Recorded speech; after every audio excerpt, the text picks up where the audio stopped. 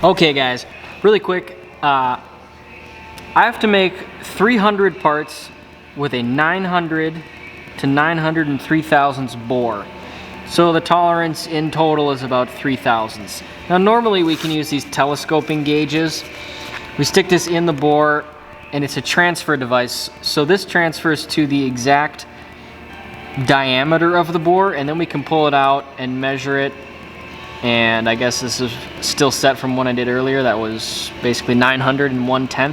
But that process takes a while, and if I want to quickly check a bunch of parts, it makes it difficult.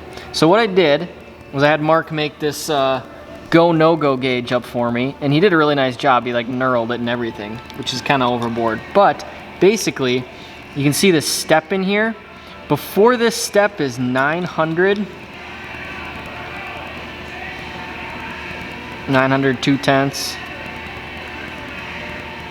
903 tenths. So that's 900, which means it will go into the part. And if my part's correct, if the hole in my part's too small, this will not go in. But if the hole in my part is any bigger than 903 thousandths, which is the upper limit of my part, it'll go onto here. So if we have a good part, it'll go onto this diameter, but will not go onto that one. And it's gonna make it a really quick and easy way to check those diameters so I don't have to stop and use these telescoping gauge sets.